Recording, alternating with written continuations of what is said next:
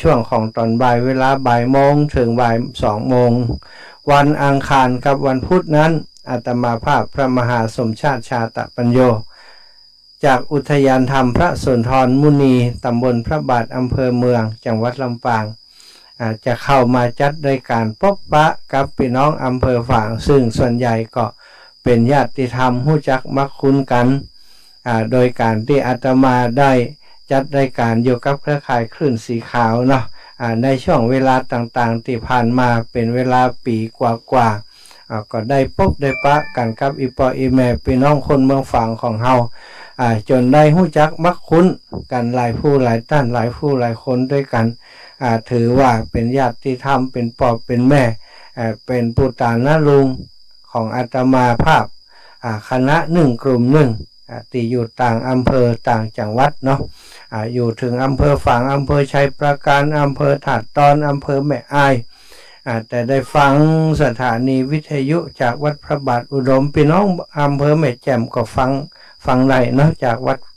พระบาทอุดมของเฮาก็ได้รู้จักกันบางพ่องก็โทรมาบางพ่องก็บ่โทรมาบางพ่องก็โทรมาแจ้งผลการรับฟังแจ้งให้ทราบว่าโอ้อีแม่อยู่บ้านนั้นบ้านนี้นะอีแม่อยู่บ้านนั้นทันลามเนอะอีแม่อยู่สันทรายเนอะอีแม่อยู่บ้านสันกุสันต้นตึงเนอะอีนะ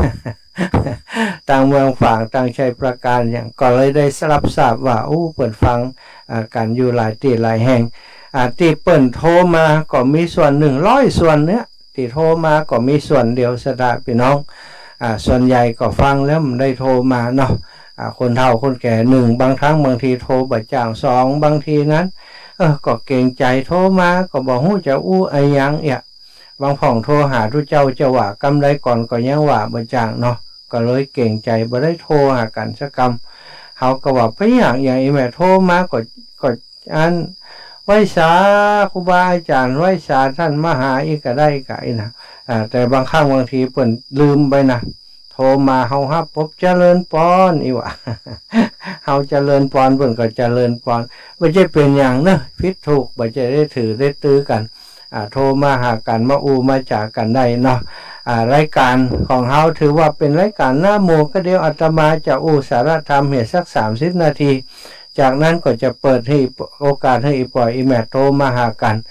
โทรมาท้ายปัญหาก็ได้เนาะใครมีปัญหาเด็ดแก้ง่อมแก้เหงายามบ่ายนี่ปัญหาบักเก่านี่บางครั้งบางทีมันก็จะหลงจะลืมกันไปซะทาคนรุ่นใหม่นี้บ่เอาประดนธรรมบ่เอาปัญหาพิศนาธรรมมาอูมาจากันแล้วสถาพี่น้องญาติโยมอีปล่อยอีแม่ไผมีปัญหาธรรมดีๆเนาะโทรมาอูมาจามาทอยตายปัญหากันในช่วงชั่วโมงเกินชั่วโมงหลังเนาะเกินชั่วโมงแรกนี้ก็จะถือว่าเป็นการสนทนาเอาธรรมะสารธรรมมาบอกมากล่าวมาฝากกับอีปออีแม่เนาะเพื่อจะเป็นธรรมะบรรณาการได้นั่งใกล้ไหว้สาพระพุทธเจ้าพระธรรมกรรมสั่งสอนที่ครูบาอาจารย์และอาตมานำมาเผยแผ่นี้เป็นธรรมคำสอนขององค์ชินวรสัมมาสัมพุทธเจ้าถึงจะแปลมาเป็นภาษากำเมืองเป็นภาษากำอูของเฮาก่อนแล้วแต่ศรัทธาญาติโยมถ้าบ่มีปัญญาบารมีของพระพุทธเจ้าได้เปิดเผยพระธรรมคำสั่งสอนเอามาอบรมเอามาสั่งสอนพุทธสาวกตั้งแต่อดีตการมาก็คงหมู่เฮาก็คงบ่ฮู้จะเอาอย่างมาอู้กันเนาะแต่ว่าเฮามีพระธรรมคำสั่งสอนของพระองค์ซึ่งได้สืบต่อยกยอกันมาว่าเป็นของดีเป็นของประเสริฐมาจดจานเป็นหนังสือหนังหาในพระไตรปิฎกก็มีในธรรมบทในหนังสือต่างๆเอามารวบรวมเอามาเรียบเรียงได้ไปอ่านไปพบไปปะมาก็เอามาฝากกับศรัทธาญาติโยมในการสาระธรรมยามบ่ายเนาะพบกันวันนี้เป็นวันอังคารศรัทธาญาติโยมวันอังคารที่7เนาะวันอังคารที่7 8 ค่ำเดือน9ศรัทธาญาติโยมทั้งหลายวันนี้8 ค่ำแล้วเนอะวันนี้8 ค่ำแล้วก็หลายคนก็ไปวัดไปวามาเนาะ8 ค่ำ15 ค่ำเดี๋ยวก็สิ้นเดือนแล้วศรัทธา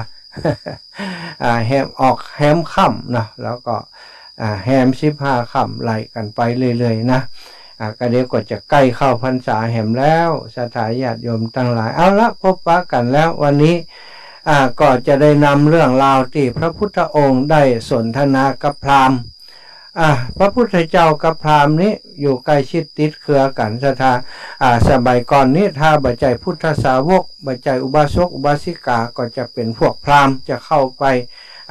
ปหาพระพุทธเจ้าไปถามปัญหากับพระพุทธเจ้า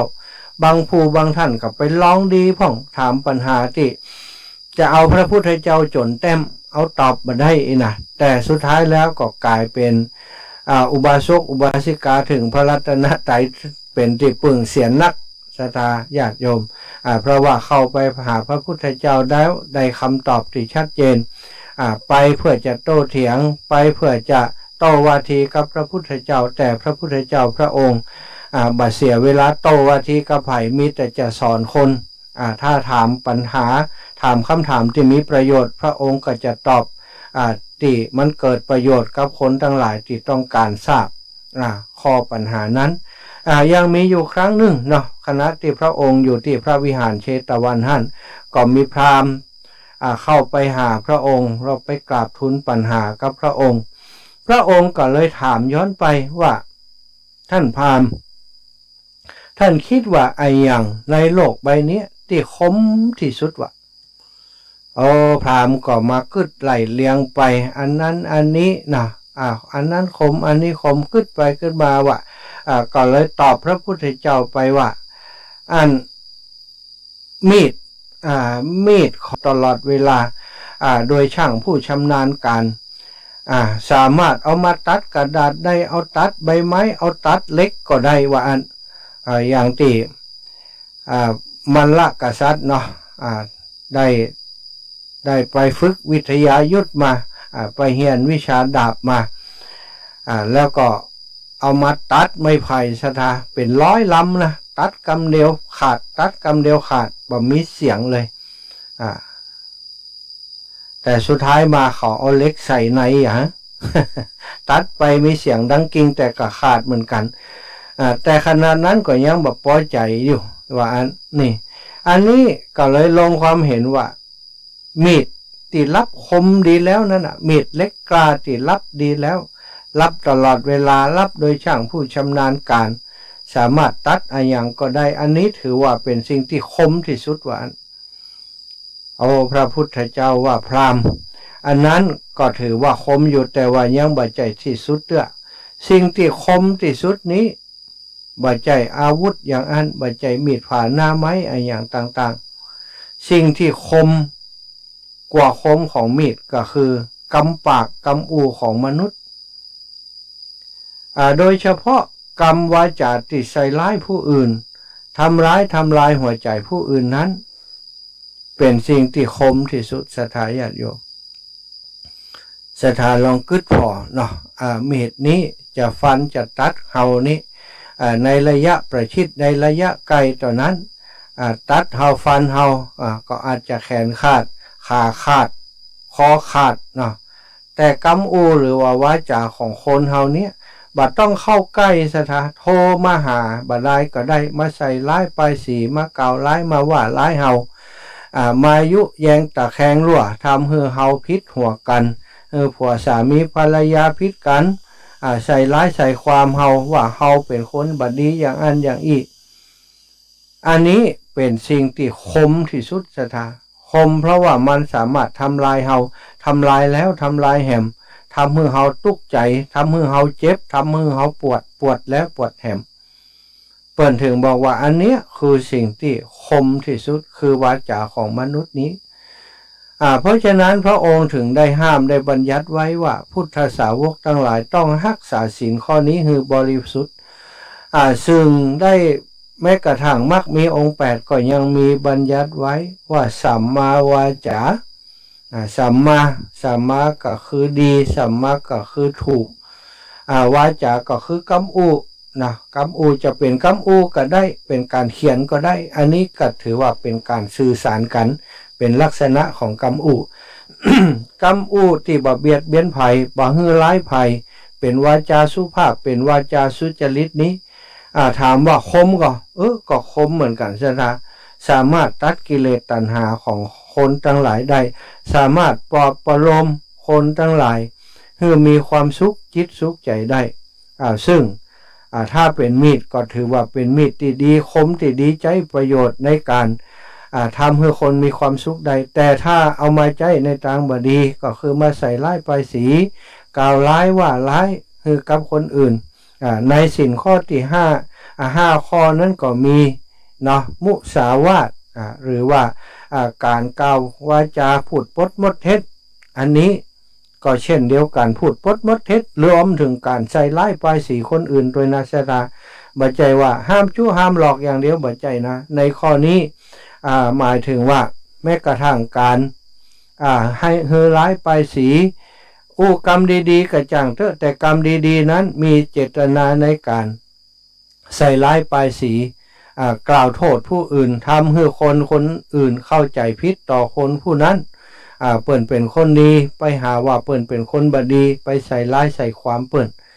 อย่างอีก็ถือว่าเป็นวาจามิจฉาวาจานะเป็นวาจาสุจริตเป็นวาจาที่บดีบัจใจสัมมาวาจาเพราะฉะนั้นเฮาเป็นชาวพุทธเฮาเป็นพุทธศาสนิกชนบอกควรที่จะเก็บกำไตใส่คำเหนือบดีใส่ร้ายบนินทาคนตั้งหลายให้ได้รับความเสียหายบดีกล่าวร้ายบดีด่าดีว่าเขาให้เกิดความเสียหายถ้าตักเตือนสั่งสอนบอกกล่าวในกรรมดีๆก็จะตรงข้ามกันกับเรื่องเราข้อนี้สถาแล้วข้อที่2พระพุทธองค์ก็ทรงถามพราหมณ์ต่อไปว่าแล้วท่านพราหมณ์ท่านคิดว่าไอ้อย่างเนี้ยที่ไกลที่สุดไอ้อย่างที่ไกลที่สุดที่ยาวที่สุดพราหมณ์ก็นั่งกึดเหี่ยตกสถาไอ้อย่างฮักไกลที่สุดมันนั่งกึดนั่งกอยพอคงจะเป็นดวงอาทิตย์วะมันอยู่ไกลโลกมนุษย์ของเฮาอยู่ไกลไปหลายเส้นหลายกิโลหลายร้อยบอกว่าจะประมาณจะได้อยู่ไกลนักแกก็เลยบอกว่าพระอาทิตย์อยู่ไกลสุดขอบฟ้าจักรวาลถือว่าไกลที่สุดแล้วพระเจ้าค่ะพระพุทธองค์ก็บอกว่าอันนั้นก็แม่นอยู่พราหมณ์ถ้ามองโดยสายตาก็แม่นแต่ทีนี้สิ่งที่ไกลที่สุดนั้นที่ไกลกว่ายิ่งกว่าพระอาทิตย์อีกนั้นก็คืออดีตของมนุษย์คนเฮาอดีตที่ผ่านมาตั้งหลายกับหลายกันชั่วกันนั้นยาวที่สุดศรัทธาญาติโยมคนเฮานี่เกิดมาบอกฮู้กี่กับกี่กันเกิดมาเป็นสปันเนาะตามคติทางพระพุทธศาสนานี่ที่พระพุทธองค์ได้ตรัสไว้เนี่ยพระองค์กว่าจะได้ตรัสรู้อนุตตรสัมมาสัมโพธิญาณได้ปรารถนาได้ตั้งความปรารถนาไว้4อสงไขยปลายแหมแสนมหากัปดูศรัทธาญาติโยมกัป1เท่าใดกัป1เปิ้นบอกว่าใครฮู้ว่ากัป1มันมีระยะยาวเท่าใดเนี่ยมีภูเขาลูก1สูง16โยชน์16โยชน์ก็โยชน์1ก็16กิโลเมตรศรัทธาสูง16โยชน์กว้าง16โยชน์สูง16โยชน์แล้วก็ปี1หรือว่าบางทีก็10ปีมีเทวดาตนหนึ่งเอาผ้ามาหลักเอาผ้ามาปัดเอาผ้ามาหลุบที่อันปลายดอยปลายภูเขานั้นเอาผ้ามาหลักไปกำหนึ่งจนภูเขานั้นปี1เนี่ยเตือนจนภูเขานั้นหลับเป็นหน้ากองสตาญาติโยมอันนั้นเท่ากับ1กับว่าปโทธรรมโมสังโฆเนาะเอาผ้ามาหลวดอันตีดอยเนี่ยดินไอ้อย่างมันจะติดไปสักต่อฮือท่านศรัทธาญาติโยมทั้งหลาย เอาขับบกเขายังว่าขับบกกำ1อีเนาะเอาดินออกไปปี1เอาขับบกออกไปสักซ่า1สักคู่1อีกก็ยังว่านักแน่นหนาอันนี้เอาผ้ามาเอาผ้ามาหลากไปมันได้นี่ดินมันจะติดสักหมอฮือหั่นน่ะแต่ว่าโจรภูเขาลูกนั้นหลับเป็นหน้ากองว่าอันหลับเรียบไปหมดอันนั้นแหละเป็นว่า1กับโมสังโคมันก็ยาวแต่ยาวว่าไก่แต่ไก่ว่าเนาะแล้วทีนี้พระพุทธองค์ก็บอกว่า อันนี้แหละท่านพราหมณ์อดีตเนี่ยคือสิ่งที่ยาวไกลที่สุดพระอาทิตย์นี่ยังไกลกว่าอดีตที่ผ่านมาของมนุษย์คนเฮาเนี่ยเฮาเกิดมาบอกว่ากี่ร้อยกับพันกับเวียนว่ายตายเกิดนี้อยู่ในวัฏสงสารฉะนั้นอดีตจึงเป็นสิ่งที่ยาวที่สุดศรัทธาญาติโยมทั้งหลายลองคิดไปหาอดีตของตัวเก่าตั้งแต่เกิดมาตั้งแต่น้อยถึงใหญ่นี่ไล่ไปนะวันนั้นวันนี้ปีนั้นปีนี้เฮาได้เนี่ยอย่างของตอนน้อยๆเกิดมาเป็นทารกาเด็กน้อยนั้นจ่วยป่อจ่วยแม่เนี่ยนั้นเนี่ยนี่ดึกย้อนออกไปนึกวันค่ำก็บ่มดบ่เสี่ยงนะอันนี้ขนาดจาดหนึ่งนะศรัทธาญาติโยมถ้าจาดหน้าจาดไหนจาดใดจาดหนึ่งจาดตั้งหลังออกไปแหมลกหลายกับหลายกันนั้นมันจะยาวเพียงใดพระพุทธองค์ก็เลยบอกพราหมณ์ว่าท่านพราหมณ์ว่าแม่นก็ว่าแม่นพราหมณ์ก็งอกหัวเอาสตาแต่พระองค์เหยว่า อดีตคือสิ่งที่ยาวที่สุดอยู่ไกลที่สุดยาวนานที่สุดคนที่บ่อยากให้มีอดีตก็คือต้องอยู่กับปัจจุบันแล้วก็ปฏิบัติธรรมตัดบ่ให้มีอดีตบ่ให้มีอนาคตแถมแล้วอยู่ในอารมณ์ปัจจุบันเข้าถึงนิพพานต้องถึงจะสิ้นสุดอดีตศรัทธาสิ้นสุดวัฏสงสารสัญโยชน์หรือว่าสงสารที่มายาวไกลมันก็จะสิ้นสุดไปแต่หมู่เฮาเจ้าข้าทั้งหลายก็จะบอกว่าจะเวียนว่ายตายเกิดกันแหมกี่พวกกี่จาดแต่จะได้ก็ตามคนคนหนึ่งนั้นสุดท้ายของชีวิตก็จะต้องไปถึงฝั่งถึงฝันถึงนิพพานกันกูคนละศรัทธาของเฮาตั้งปารมีไว้จะยาวไกลแค่ไหนเฮาก็จะบำเพ็ญความเพียรไปอย่างพระพุทธเจ้าพระพุทธองค์และสาวกทั้งหลายที่บำเพ็ญความเพียรจนในที่สุดผลก็ได้บรรลุอรหันต์พ้นจากพยามารเนี่ยอย่างเปิ่นบ่ได้เนาะทีนี้ต่อไปข้อที่3พระพุทธองค์ก็ทรงถามพราหมณ์ว่าไอ้อย่างใหญ่ที่สุดนะพราหมณ์ก็นั่งนึกนั่งคิดว่าไอ้อย่างจ้ะในความหมายของพระพุทธเจ้าที่ถามนี่จะใหญ่ที่สุดคิดไปคิดมาพราหมณ์ก็บอกว่าภูเขาโลกมหาสมุทรเนี่ยใหญ่ที่สุดหวานภูเขาบ่พอโลกแห่งมหาสมุทรแห่งใหญ่ที่สุดพระพุทธองค์ว่าใหญ่ก็จริงอันนั้นเป็นใหญ่เปลือกนอกใหญ่ภายนอกใหญ่ที่เฮาหันนี่ต่ออันท่านพราหมณ์ทั้งหลายส่วนที่ยิ่งใหญ่ที่สุดนี้บ่ใจของภายนอกบ่ใจภูเขาบ่ใจโลกบ่ใจมหาสมุทรนะที่ใหญ่ที่สุดเป็นใหญ่กว่าอย่างอื่นหมดเนี่ยคือตัณหาความทะยานอยากของคนมันเป็นสิ่งที่ใหญ่โตที่สุดเพราะไอ้อย่างมันถึงใหญ่โตภูเขายังมีที่สิ้นสุดน้ำทะเลยังมีที่สิ้นสุดยังมีฝั่งโลกก็เหมือนกันยังมีที่สิ้นสุดยังมีพรมแดนยังมีเขตยังมีแดนแต่ตัณหานี้บ่มีที่สิ้นสุดบ่มีเขตบ่มีแดนเนอะท่านพราหมณ์ตัณหาบ่มีที่สิ้นสุดทำให้ก่อภพก่อชาติภพชาติเวียนว่ายตายเกิดอยู่อย่างอีเนาะสร้างภพสร้างชาติไปบ่ฮู้สิ้นสุดอันนี้คือสิ่งที่ยิ่งใหญ่ที่สุดคือตัณหาเนอะท่านพราหมณ์ว่าถ้าเราก็ถามพราหมณ์ว่าแม่นก็บ่แม่นพราหมณ์ก็เลยกะงอกหัวเอาแม่นแล้วพระองค์แต่หันตัวกับพระองค์ว่าตัณหาความทะยานอยากของคนเฮานี้บ่มีสิ้นสุดมันใหญ่แต่ได้แล้วใครได้แหมได้นักก็ใครได้นักไปแหมได้10ก็ใครได้20ก็ใครได้100ได้พันได้หมื่นได้แสนได้ล้านก็ใครได้10ล้าน20ล้านได้ปราสาทราชวังเป็นผู้ปกครองนครนี้ก็ยังอยากจะไปป่นนครไปฮบรับจับศึกไปเอาเมืองขึ้นไปฮบประเทศอื่นมาเป็นเมืองขึ้นตัณหานี้มันยิ่งใหญ่แต่รู้มันบ่มีที่สิ้นสุดมันนักมันใหญ่กว่าอย่างอื่นทั้งหมดพราหมณ์ก็ยอมรับว่าเป็นความจริงเมื่อเป็นความจริงอย่างนี้แล้วพระองค์ก็เลยถามต่อไปแหมว่าแล้วท่านพราหมณ์ท่านคิดว่าไอ้อย่างในโลกนี้ที่นักที่สุดพราหมณ์ก็เหลียวล็อกเหลียวแลกว่าไอ้อย่างไปหั่นใบหินไปหั่นเล็กหั่นแหล่หั่นดินหั่นไอ้อย่างต่างๆก็เลยคิดว่าถ้าจะแม่นหมู่เนี่ยก็เอาใบหินพระองค์ใบหินก้อนใหญ่ๆหรือไม่ก็เล็กแหล่ดินน้ำหมู่เนี้ย ที่นักที่สุดว่ารวมกันไปหมด พระพุทธองค์ก็เลยบอกว่าท่านพราหมณ์อันนั้นก็จริงอยู่มันเป็นนักของคนทั้งหลายที่ยกหินยกดินยกบ่แป้ก็จะว่านักอีเนาะจะว่านักที่สุดพระพุทธองค์บอกว่าอันนั้นเป็นนักทางภายนอกเนอะแต่ส่วนที่นักที่สุดก็คือคำสัญญาท่านพราหมณ์คำทันสัญญาใดๆที่พูดง่ายแต่ทำยากคำสัญญานั่นแหละเป็นสิ่งที่นักที่สุดสัญญาก็เปิดว่าโอ้ขอมากู้เงินสักหน่อยละยืมตังค์อีกก็ได้เนาะสตาขอยืมตังค์สัก5,000สัก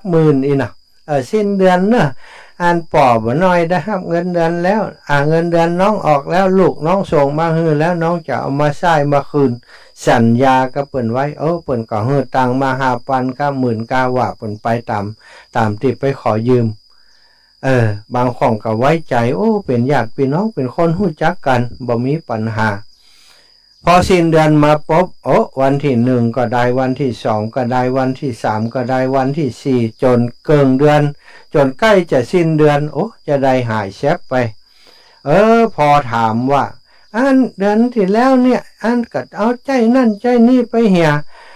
น้องบ่มีแต่เนอะเอาเดือนนี้เนาะเดือนนี้จะเอาสตาอันนี้คำสัญญาใดๆก็ตามเถอะที่เราสัญญาไว้แล้วเราทำบ่ได้เนี่ยอันนี้คือของตีนักที่สุดคำสัญญาที่บอกเปิ่นแล้วจะชดใช้กาจะนั้นนี้กาคำสัญญาทุกสิ่งทุกอย่างบ่ใจว่าแค่สัญญาจะเอาตังค์ให้เปิ่นอย่างอีนะสัญญากับลูกกับเต้ากับครอบครัวสัญญากับตัวเก่าสัญญากับตัวเองว่าจะนั้นจะนี้จะเลิกเหล้าจะเลิกยาจะเป็นคนดีจะปฏิบัติธรรมกับครูบาอาจารย์ว่าตั้งแต่นี้ไปจะบำเพ็ญความเพียรจะบำเพ็ญสมณธรรมฟังธรรมแล้วจะปฏิบัติตามบ่ให้ได้ทุกอกทุกใจอย่างแต่สุดท้ายมาวันดีคนดีก็ให้ไปหาครูบาอาจารย์เป็นอย่างไรทุกอกทุกใจเรื่องนั้นเรื่องนี้ไหนว่าปฏิบัติธรรมไหนว่าเอาธรรมคำสั่งสอนไปประพฤติปฏิบัติกันนั้นกะเจ้าบ่ได้คำสัญญาติบ่ได้นั่นแหละสถาเป็นของตีนักที่สุดพอเฮาบ่ได้เฮาก็กึดว่าเฮาบ่ได้โลสัญญาไปแล้วว่าจะให้เปิ่นแล้วก็บ่ได้กึดจะสร้างสิ่งนั้นสิ่งนี้กึดไปกึดมาสวะไปเหี่ยบ่ได้ได้สร้างสักกรรมสัญญากับคนนั้นคนนี้ว่าจะสร้างจะแปลงแต่บ่บ่สร้างบ่แปลงเอาสตางค์ของเปิ่นมาแล้วแต่บ่สร้างบ่แปลงสักกรรมอันนี้ก็เป็นคำสัญญาที่ทำบ่ได้ก็จะเป็นของนักที่สุดเหมือนกันเนาะทีนี้พระพุทธองค์ก็ในเมื่อถามของนักแล้วก็เลยถามท่านพราหมณ์ว่าแล้วท่านพราหมณ์ถ้าตรงข้ามกับนักก็คือเบาเนี่ยท่านคิดว่าอย่างเบาที่สุด ท่านพราหมณ์ก็บอกว่าอันนุ่นกับสำลีกับลมใบไม้แห้งหน่อยนะว่าอันใดก็ได้พระพุทธเจ้าก็นั่งนิ่งบอกว่าหมดแล้วยังพราหมณ์ก็บอกหมดแล้วพระพุทธเจ้าอันนั้นเป็นเรื่องต่างไปนอกอาจจะเบาจริงแต่บ่ใจเบาที่สุดท่านพราหมณ์สิ่งที่เบาที่สุดก็คือการปล่อยวางความยึดมั่นถือมั่นหู้เท่าทันว่าทุกสิ่งทุกอย่างในโลกใบนี้เนี่ยมีความเป็นอนิจจังทุกขังอนัตตามีเกิดขึ้นตั้งอยู่และดับไปตลอดเวลาบ่เข้าไปยึดมั่นถือมั่นในสิ่งทั้งปวง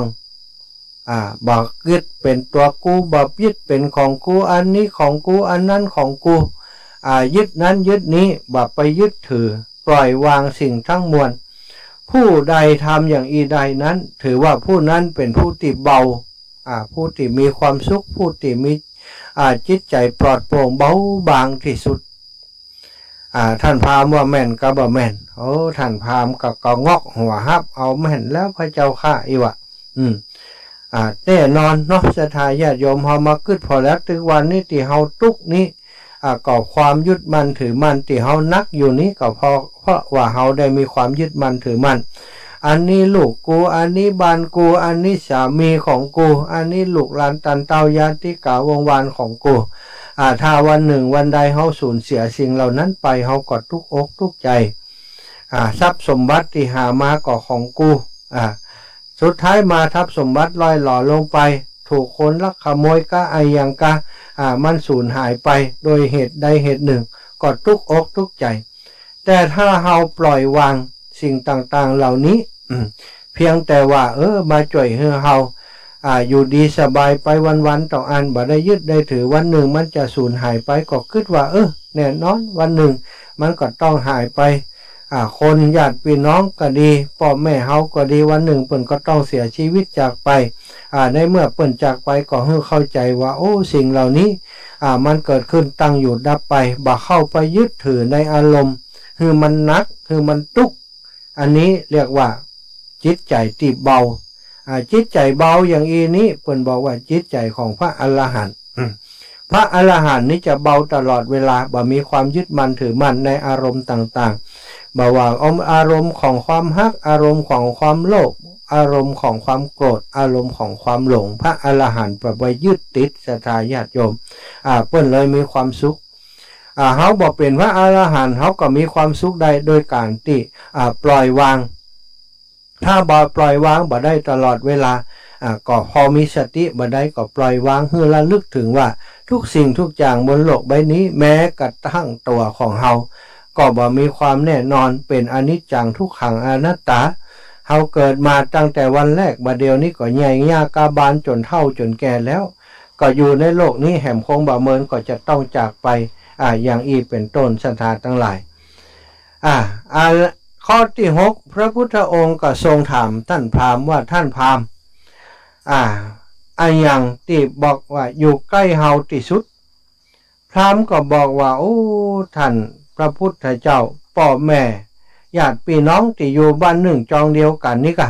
ถือว่าอยู่ใกล้ที่สุดพระพุทธองค์ก็ตรัสว่าบัดใจท่านพราหมณ์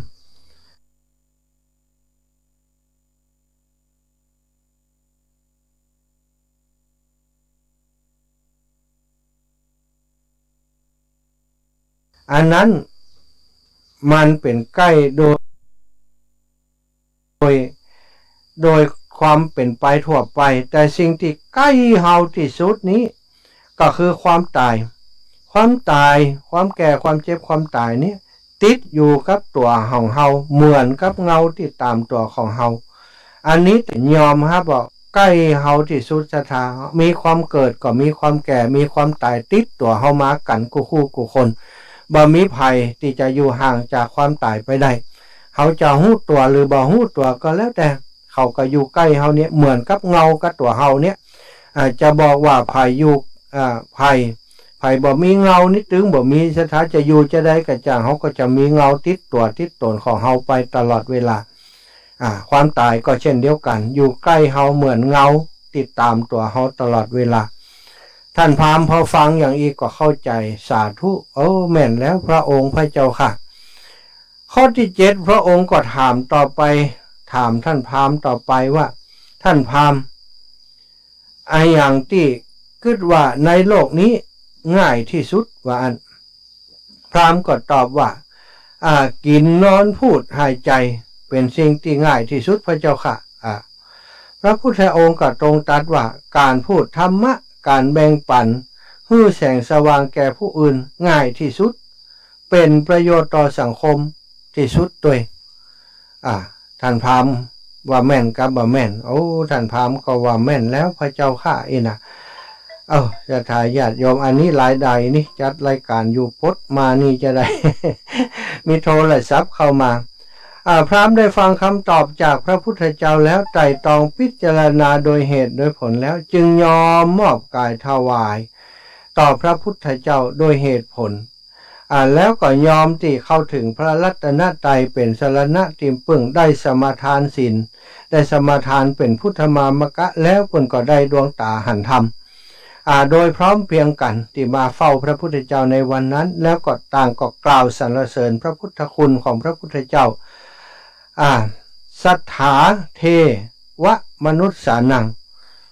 ก็บอกว่าพระองค์นี้เป็นเทวดาเป็นพระศาสดาของเทวดาและมนุษย์ทั้งหลายอย่างแท้จริงอันนี้พระพุทธองค์ก็ตรัสว่าโอ้บุคคลแม้บ่มีทรัพย์เนาะตอนนี้จัดรายการไปเชียงใหม่อยู่เนอะจัดรายการจะเดี๋ยวก็จะโทรกลับเนอะจ้ามีคนโทรมาเพิ่นบอกว่าจัดรายการสถาญาติโยมเนาะพระพุทธองค์ก็ตรัสว่าบุคคลแม้บ่มีทรัพย์สินเงินทองแต่ก็สามารถให้ทานกับผู้อื่นด้วยได้ด้วยสิ่งของ5ประการด้วยกันสถาญาติโยมบางคนบอกว่าการให้ทานนั้นการไปวัดไปวานั้นถ้าบ่มีเงินมีทองบ่ได้คบหาพระสงฆ์องค์เจ้าเนอะเปิ้นจวนก็รักษาศีลจวนก็ให้ทานต่ออันถ้าบ่มีตังนี้เฮาให้ทานบ่ได้ว่าอันความจริงแล้วการให้ทานนี้มีอยู่5อย่าง5ประการด้วยกันนอกจากเฮาบ่มีทรัพย์สินเฮาสามารถให้อย่างอื่นเป็นทานได้ข้อที่1ให้ใบหน้าเป็นทานวะสถาญาติโยมใบหน้าเป็นทานจะได้บ่ใจว่าเอาหน้าของเฮานี่ปาดหน้าไปถือทานคนอื่นนะบ่ใจเนอะหมายความว่ายิ้มแย้มแจ่มใสอู้จากับคนอื่นปะคนนั้นคนนี้ก็ยิ้มทักทายเปิ้นกำลังจิตกำลังใจเปิ้นเป็นคนที่มีรอยยิ้มที่สดใสอยู่เสมอคนทั้งหลายได้ปะได้พบบุคคลที่มีหน้าตายิ้มแย้มแจ่มใสเปิ้นก็มีความสุขเท่ากับว่าเฮาได้ให้ความสุขกับคนอื่นเป็นการให้ทานข้อที่2บอกว่าการอู้จาก็เป็นทานอย่างหนึ่งพูดคือการอู้จาหรือว่าการพูดให้กำลังใจชื่นชมปลอบประโลมผู้อื่นให้เปิ้นมีความสุขบางครั้งบางทีคนเฮาศรัทธาตกติเปิ้นเป็นที่ใครหัวตกติดตัวเป็นที่ใครให้เปิ้นอาจจะทุกข์โศกกับเรื่องต่างๆในชีวิตยังโปร่งยังวางบ่ได้เฮาไปพบไปปะ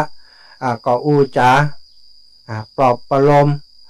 ให้เปิ้นได้เข้าใจว่าสิ่งต่างๆนี้มันเกิดขึ้นตั้งอยู่ดับไปเนอะอีแม่ไม่ยายเจ้าก็เคยสูญเสียมาแล้วอย่างอันอย่างอีปลอบประโลมเปิ้นอันนี้ก็ถือว่าเป็นวาจาเป็นทานอย่างหนึ่งเนาะข้อที่3จิตใจเป็นทานคนเฮานี้นอกจากทานวัตถุแล้วจิตใจก็ให้เป็นทานจิตใจจะได้ที่ให้ทานได้ก็คือจิตใจที่ดีที่งามจิตใจที่มีความจริงใจต่อคนอื่นเปิดอกเปิดใจกับคนอื่นโดยความอ่อนน้อมถ่อมตัวอันนี้เรียกว่าให้ทานโดยจิตใจข้อที่4ถ้าบ่มีทรัพย์บ่มีศีลดวงตาของเฮาก็ให้เป็นทานได้ดวงตาบ่ใจว่าไปมอบให้กับกาชาตินะสถาอันนั้นก็มีอยู่การให้ทานแบบนั้นก็มีการให้ทานให้ดวงตาเป็นทานถ้าเฮาตายไปแล้วให้กับสภากาชาตินั้นเพิ่นก็มีรับบริจาคอยู่แต่ในที่นี้หมายความว่าใช้แววตาใช้ความอบอ้อมอารีที่มีอยู่ในตนในตัวเขาคือความเมตตาการุณามุทิตาอุเบกขาที่มีในจิตในใจเฮาแผ่ไปหาคนอื่นด้วยดวงตาที่เปิ้นเรียกว่าดวงตาที่มีความเป็นมิตรอยู่ในแววตาตลอดเท่ากับว่าเป็นผู้ที่มีความอบอ้อมอารีกับผู้อื่นสถาอย่างเท่ากับว่าเฮาได้ให้ดวงตาเป็นทานเหมือนกันสุดท้ายในเรื่องนี้ก็คือให้กายเป็นทานเฮาก็อย่างร่างกายเฮามีกำลังแรงกายเนาะศรัทธาญาติโยมมีบ่ามีแหงเปิ้นมีการมีงานมีกินมีทานที่ไหนเปิ้นมีการพัฒนาที่ไหนเฮาไปช่วยเปิ้นอย่างเรียกว่าการให้ร่างกายให้แรงงานให้แรงกายเป็นทานสามารถช่วยเหลือผู้อื่นได้เนาะอันนี้คือเรื่องของ การให้ทานนี้นอกจากทรัพย์สิ่งของแล้วศรัทธาเฮาก็ยังมีให้ใบหน้าเป็นทานให้วาจาเป็นทานให้จิตใจเป็นทานให้ดวงตาเป็นทานเอากายเอาแรงงานของเฮาเป็นทานกับคนอื่นช่วยเหลือผู้อื่นได้เนาะเอาละศรัทธาญาติโยมตามที่สัญญากันไว้อาตมาจะเป็นเวลาสักครึ่งชั่วโมงและจากนั้นครึ่งชั่วโมงหลังก็แบ่งปันเวลาให้ศรัทธาญาติโยมอีพ่ออีแม่ได้โทรมามาจากกันได้เนอะเอาแล้วตอนนี้อีพ่ออีแม่ที่ฟังทางวิทยุอยู่พี่น้องต่างเมืองฝั่งจังชัยประการเนอะพี่น้องต่าง ถ้าตอนก็ดีแม่อายก็ดีที่ฟังอยู่โทรศัพท์อยู่ใกล้ตัวโทรศัพท์มีสตางค์ยังบ่มีเบอร์โทรกำเตือนจดเบอร์โทรเนอะ เบอร์โทรของอาตมา0808844173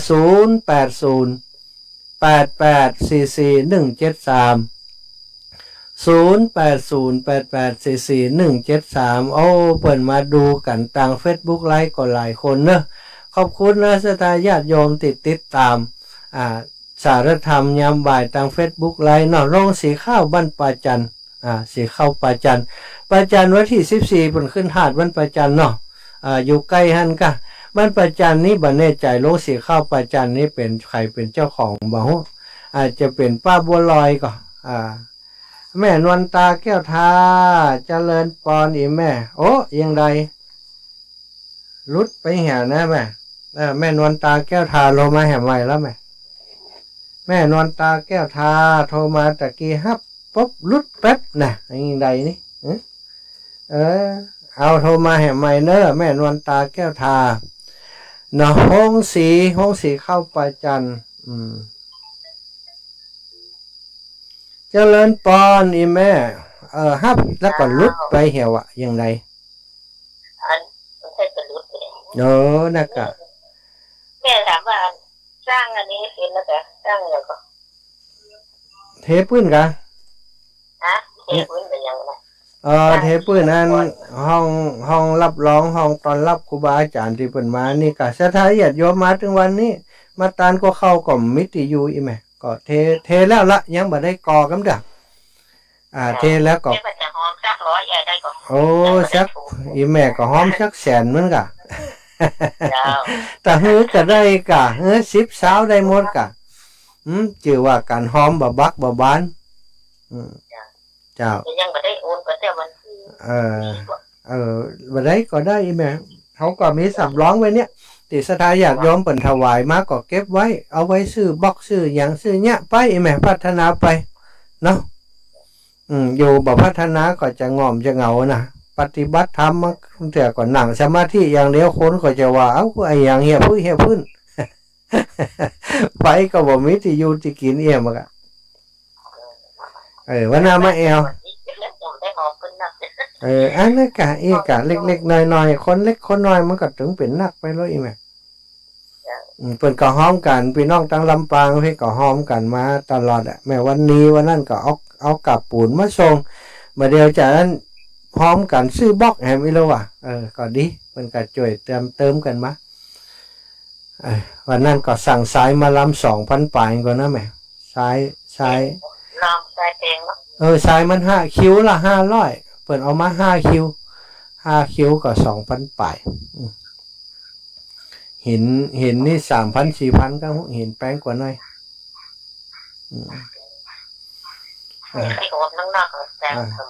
โอ้เก็บไว้กินไว้ใจหอมหมอกเฮาป้อนั่นนี่ป้ออีแม่ไปว่าหอมการให้การหอมมีหน่อยหอมหน่อยบ่ต้องหอมละมีโอกาสจะไปเอวหาอยากกึดเติงหาพี่น้องทางบ้านเฮาพุ่นวันเดียวนี้ก่อนเข้าวัดสายจะหาโอกาสมาเอวสักเตือก่อนจะไปเอวหาท่านอาจารย์เจริญด้วยไหมอาจารย์เจริญที่อันเปิ่นอยู่วัดอย่างก็เดี๋ยวนี้วัดเป็นพระธาตุอย่างนู้นวัดพระบาทอุดมนั่นนะแต่เปิ่นไปอยู่ที่พระธาตุบนพุ่นน่ะน่ากะว่าได้จะไปเอวหาเปิ่นครับอันนี้เปิ่นนะกะเด็กก็สัญญาณมาเปิ่นดูแลสถานีเดี๋ยวนี้นะวันนี้มีปัญหาอย่างท้ายกะมีปัญหาเด็ดท้ายพองละแค่ถามว่าอันใครเป็นคนตั้งนโมก่อนเนี่ยแหละใครเป็นคนตั้งนโมก่อนนี้เนาะไผ่ตอบได้นะวันนี้บัดตอบเองเนอะจะปั่นกันตอบในศาสนาของพระพุทธเจ้าเฮานี่อีเนาะไผ่ตั้งนโมก่อนอีเนาะมีหลายมี5 คนไม่5 ตนมี5 ตนยักษ์กวะเทวดากวะคนไผ่ตั้งก่อนนะโมตัสสะนี่นะเอาละโยมแม่ถามมาเนอะศรัทธาญาติโยมไผ่ตอบได้ตอบมาเลยเจริญพรขอบคุณนี่แม่เนอะ เจ้าอีแม่เดี๋ยวท้ายๆก็โทรมาเฉลยใครตอบได้ตอบมาเลยเนอะปัญหาติดโยมแม่เปิ่นถามมาแม่นวลแม่นวลโยมแม่นวลถามปัญหามาตะกี้ว่า นะโมตัสสะเนี่ยนะโมคำว่านะโมนะโมเนี่ยแม่นวลตาแก้วทาถามว่าภัยตนใดคนใดบุคละผู้ใดเป็นผู้ตั้งนะโมก่อนว่าอันเนาะภัยเป็นคนตั้งนะโมก่อนในสมัยพระพุทธเจ้าของเฮาเนี่ยนะโมเนี่ยคือการนอบน้อมนะโมตัสสะภะคะวะโตอะระหะโตสัมมาสัมพุทธัสสะเนี่ยขอนอบน้อมต่อพระรัตนตรัยต่อพระพุทธเจ้าภัยเป็นคนตั้งนะโมเป็นคนแรกเป็นครั้งแรกเป็นคนแรกก่อนใครตอบได้ตอบมาเอาพี่น้องเมืองฝางนั่นก็ตอบพี่น้องลำปางมีใครตอบก็เพราะเปิ่นได้ฟังด้วยเฮานะ พี่น้องเมืองฝางพี่น้องชัยประการโยมแม่สีทรบ้านเมืองชัยประการเนี่ยฟังนี่แม่สีทรมาตอบใช่กันล่ะโยมแม่สีทรเปิ่นอยู่ชัยประการเวลาเปิ่นโทรมานี่เสียงนี่มันม่วนสะทาเปิ่นเป็นคนที่อารมณ์ดีลื่นเริง แม่สีทรเปรมจิตเนาะวันนี้จะมาพอทาง Facebook ไลฟ์กับมามหัวกุเตียเปิ่นจังพอทาง Facebook ไลฟ์นะแต่วันนี้เปิ่นฟังทางวิทยุใดก่อนน่าจะฟังทางวิทยุเนอะเอาสถาพี่น้องเมืองฝั่งของเฮาใครฟังอยู่ก็โทรมานะส่วนใหญ่ส่วนมากตั้งช่วงเวลากลางวันเนี้ยบางครั้งบางทีเปิ่นยังบอกฮู้กันนักเตือนเนาะมัวเฮาที่ฮู้กันก็ฟังบอกกันไปเนอะบอกกันไปว่าช่วงของตอนบ่ายเนี้ยบ่ายวันอังคารกับวันพุธเนาะอาตมาภาพพระมหาสมชาติชาตปัญโยเข้ารายการจัดรายการมาติเมืองฝั่งของเฮาเอาเสียงมาอยู่เมืองฝั่งตัวแต่อยู่อุทยานธรรมพระสุนทรมุนีนี่แต่เสียงมาหาพี่น้องที่เมืองฝั่งเพื่อนเนอะเป็นกำลังใจให้กันโทรมาหากันมีหลานสาวเป็นคุณครูอยู่โรงเรียนสันต้นดูเนอะสันต้นดูเพิ่งมาบรรจุใหม่นี่นะมาบรรจุใหม่ได้เมื่อต้นเดือนนี่สถากำลังมาอยู่ใหม่เนอะสถาพี่น้องเมืองฝั่งถ้าไปโรงเรียนสันต้นดูหรือว่าถ้าอยู่ใกล้เต็มนั้นที่ฟังรายการสารธรรมยามบ่ายที่อาตมาจัดอยู่ในขณะนี้ไปแอวหาได้เนอะคุณครูเบียร์ชื่อเบียร์แต่บ่มักเบียร์นะชื่อเปิ้นบ่ได้ อยู่โรงเรียนสันต้นดูอำเภอฝางของเฮานี่เนาะเพิ่งบรรจุมาใหม่ศรัทธาญาติโยมตั้งหลายที่อยู่ใกล้ๆหั่นเนอะไปแอวหากันก็ได้ลูกหลานไปบรรจุอยู่ที่ปุ้นก็ฝากฝังกับศรัทธาญาติโยมที่พี่น้องตั้งเมืองฝางช่วยกันพอกอยดูแลจิมเนอะมีเฮ็ดทอบมีคำกินล้ำๆก็ไปส่งให้จิมนะ ส่งให้แล้วก็บัดนี้ลืมโทรมาบอกทางเพจจิมปะแล้วเนอะลูกหลานของท่านอาจารย์ก้าอยู่ติปุ้นนะข้าเจ้าไปแอวหาแล้วบ้านข้าเจ้าอยู่ใกล้ๆหันบอกกันกำพี่น้องตั้งสันทรายคลองน้อยเนาะสันทรายคลองน้อยนั้นเป็นพี่น้องญาติพี่น้องของอาตมาก็อยู่ปุ้นหลายคนด้วยกันเอาแก้วเอาจันเนาะเอาแก้วเอาน้องพรหลายคนอยู่เป็นสอทอก็มีเป็นผู้นำเป็นผู้ช่วยก็มีเสถาอยู่ปุ่นเปิ่นจากบ้านเฮาไปอยู่ที่เมืองฝางเมื่อมาแล้วสมัยป่อเป็นเวลาเนาะป่อน้อยปนปั่นป่อน้อยปั่นใบใจป่อน้อยบุญปั่นมโนครนะป่อน้อยบุญปั่นหน้าใหญ่เปิ่นเสียชีวิตไปละเมินละลูกเต้าเปิ่นก็อยู่สันทรายคลองน้อยเนาะสละศรัทธาญาติโยมถ้าบัดโทรมาก็จะเล่าให้ฟังว่าวันพรุ่งนี้เนาะวันฮือนะวันฮือวันที่9นี้วันที่9เพิ่นจะมีงานสืบชะตาป่าที่ดอยนางแก้วม่อนพระศรีสองเมืองที่ม่อนพระศรีสองเมืองหั่นสถาเป็นต้นน้ำเนาะต้นน้ำหลายแห่งหลายสายด้วยกันน้ำแม่กวางน้ำแม่ลาวเนาะน้ำหลายแม่นะที่เกิดขึ้นจากดอยนางแก้วนะดอยนางแก้วนั้นเป็นจุดกำเนิดของสายน้ำหลายสายด้วยกันวันพุธจะมีการดาครอบดาครัวที่จะสืบชะตา ที่ดอยนางแก้วแล้วก็วันฮือเนอะวันฮือวันที่9นี้จะเป็นพิธีการสืบหูราชตามีท่านนายอำเภอดอยสะเก็ดท่านนายอำเภอเวียงป่าเป้าไปร่วมงานตัวร่วมกับต่างพี่น้องหัวหน้าอุทยานแห่งชาติขุนแจหัวหน้า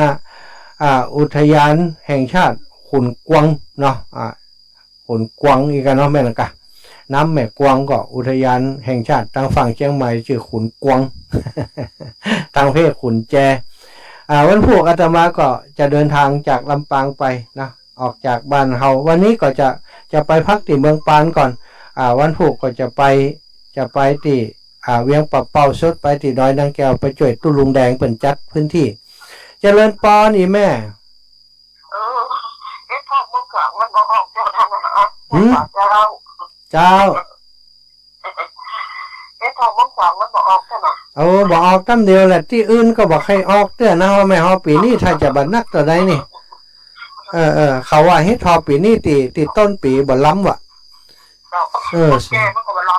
ใจมันต้องเฮ็ดทอตีมันออกกันนักมันถึงจะล้ำจ้าแม่สาธุขอบคุณอีแม่เนอะขอบคุณนักเจ้าเจริญปอ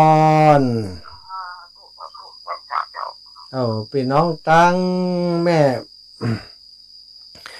โยมแม่จากเมืองฟางเมืองกลางนะแม่เสาแก้วจาริเพนนันทารามเมืองฝางวันนั้นโดนน้ำท่วมอีกอีแม่เนาะหมู่บ้านของอีแม่โดนน้ำท่วมวันนี้เปิดเข้ามาดูกันหลายคนเนอะใน Facebook ไลฟ์คุณอมรวรรณอมนวันเนาะอมนวันเจ้ากุลพี่น้องก็เข้ามาชมทาง Facebook ไลฟ์เนอะขอบคุณโยมแม่ประพันธ์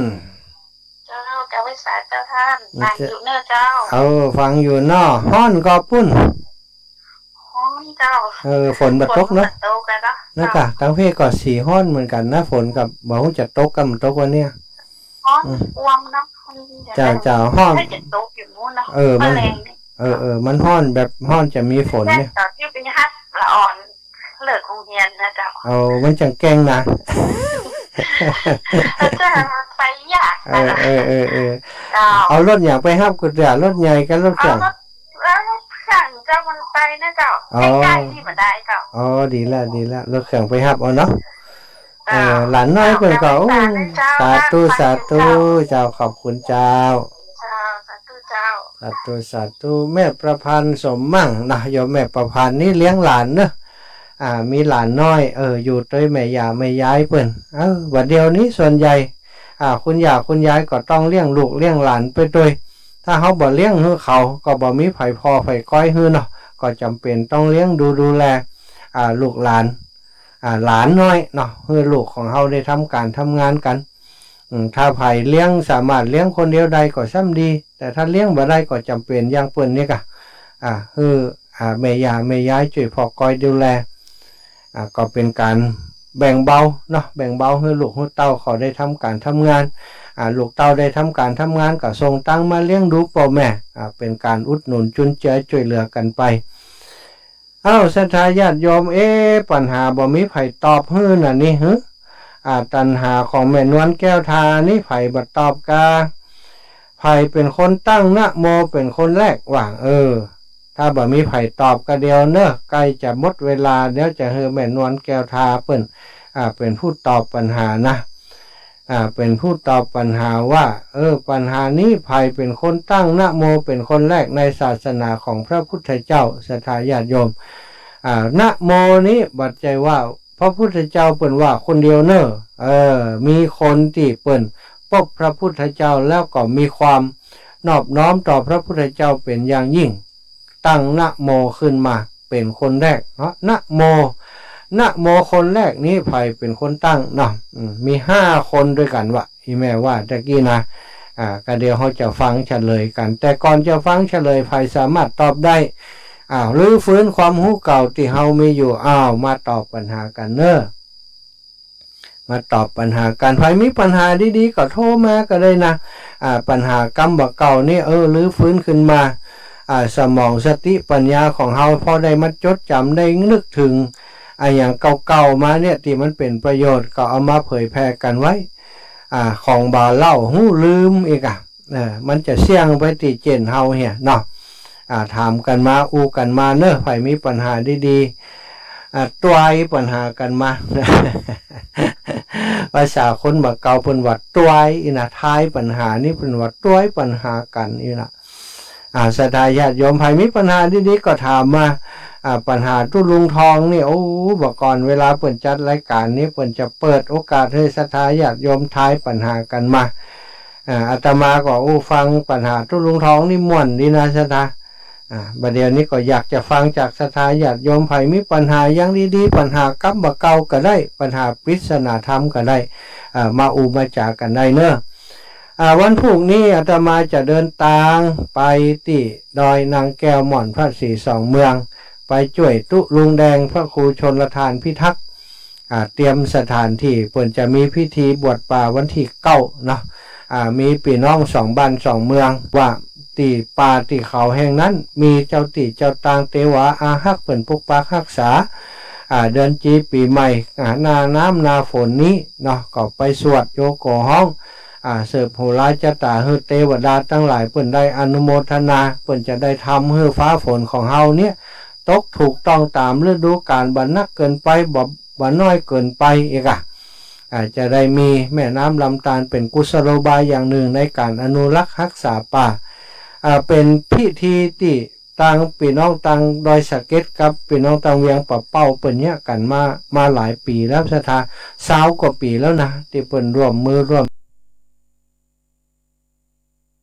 ใจกันเนี่ยมากูปีนั้นจะเนี่ยตั้งลุ่มปุ้นแถว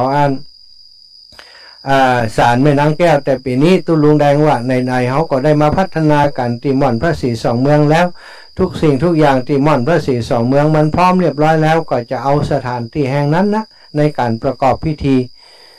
อาตมาเองนี่ความจริงก็บ่ได้ใช้ประโยชน์กับน้ำท่าสายทั้งปุ้นแต่ว่าได้เป็นกัลยาณมิตรกับครูบาอาจารย์คิดว่าตุลุงแดงครูบาอาจารย์ตั้งเวียงป่าเป้าตั้งดอยสะเก็ดนี้เปิ่นมีเมตตาต่อตนตัวของอาตมาตัวของอาตมาเองก็คิดว่าเปิ่นเป็นครูบาอาจารย์ของเฮาก็เลยว่าจะไปช่วยการช่วยงานเปิ่นเสร็จจากม่อนพระศรีสองเมืองแล้วก็คงจะถ้าบอกไปพักที่บ้านแม่วัดแม่ห้องไข่ก็จะพักอยู่ที่ม่อนพระศรีสองเมืองแล้ววันที่10จะเดินทางไปที่วัดปากตางเจริญอำเภอดอยหล่อจังหวัดเชียงใหม่จะมีเสิร์ฟโหราจตาครูบาอาจารย์เปิ่นทำพิธี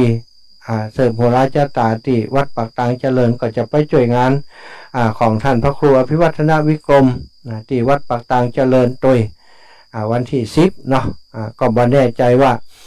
จะต้องปิกมาที่แม่ขจารเวียงปะเป้าแห่มกอวันที่11นี้เปิ่นจะมีงานขึ้นธาตุที่เป็นพระธาตุใหม่เนาะเปิ่นสร้างพระธาตุแล้วครูบาอาจารย์หลวงปู่ดอยครูบาอาจารย์ในเครือข่ายคลื่นสีขาวของเฮาเนี่ยไปอุปถัมภ์ที่วัดห้วยไม้เดือหั่นก็ว่าจะไปร่วมงานกับเปิ่นที่ห้วยไม้เดือวันที่11ก็บ่แน่ใจว่าจะได้ไปก็บ่ได้ไปจะได้ก็ยังบ่แน่เดี๋ยวไปงานพระม่อนพระศรีสองเมืองวันที่8ที่9นี้ก็คงจะฮู้ความคืบหน้าเนาะ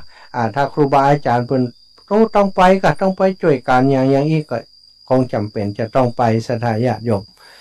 เอาละอีป่อยอีแม่ทั้งหลายพอเวลาแล้วนะโอ้อีแม่นวลแก้วทาตันก็อีแม่อีแม่โทรมาแหมกรรมอีแม่มาเฉลยเลยใครเป็นคนตั้งนะโมเป็นคนแรกมีเวลาแหมเล็กน้อยอีแม่โทรมาได้เลยเนอะแม่นวลแก้วทาเดี๋ยวเขาจะลองจี้ไปก่อนกันแล้วกันโยมโอ้เงินแบบเพียงพออีแม่มันแบบเงินโทรเอาละเนอะเวลาหมดเวลาอาตมาภาพเอาไว้เฉลยวันพุธก็แล้วกันวันพุธก็ยังได้เข้ารายการอยู่นะแม่นวลมาแล้วอีแม่ตอบปัญหาเลยบ่มีไผตอบนะขอตอบมาได้นะเจ้าอีแม่ว่าได้เลยเจ้า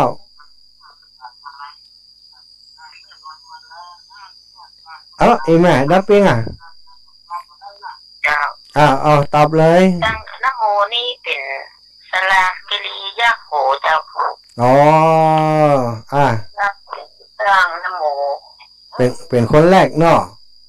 เจ้า เป็นตนแรกอีเนาะเงียกกันนี่ คนแรก อืม ยักษ์ตั้งนโม โอ้เจ้า แล้วอาสุภาษานี้อัสุรินพลาหู โอ้เจ้าอันพระคัมภโตนี่เท้ามหาราช ทำมหาราช พระคัมภโต อืม อรหังโตนี่เท้ากะทีวราช